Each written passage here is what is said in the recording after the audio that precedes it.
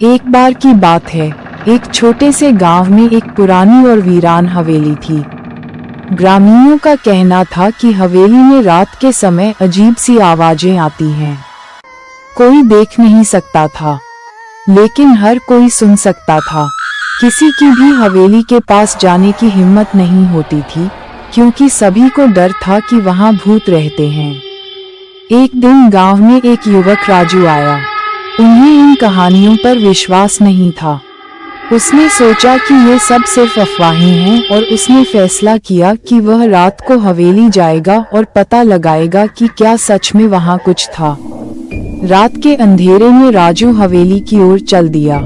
हवेली के लकड़ी के दरवाजे खड़खड़ा रहे थे और अंदर अंधेरा था। वह धीरे धीरे अंदर चला गया।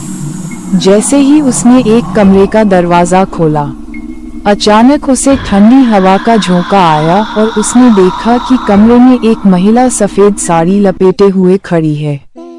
उसका चेहरा अत्यंत भयावह था और उसकी आंखें राजू को घूर रही थीं। राजू ने डरते हुए पूछा, तुम कौन हो?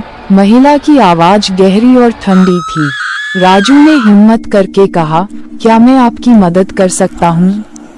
स्त्री ने धीरे से कहा, अगर आप उस काम को पूरा करने में मेरी मदद करेंगे जिसे मैं अपने जीवन में पूरा नहीं कर पाए, तो मेरी आत्मा को शांति मिलेगी।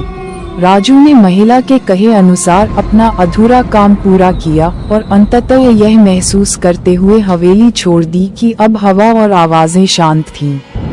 महिला की आत्मा को शांति मिली और गांव वाले अब डर के बजाय हवेली के पास आराम से रह सकते थे। उस रात के बाद से हवेली में कोई अजीब घटना नहीं घटी। राजू के साहस और बहादुरी ने न केवल उस भूतिया जगह पर शांति पहुंचाई, बल्कि गांव में एक नई आशा भी जगाई।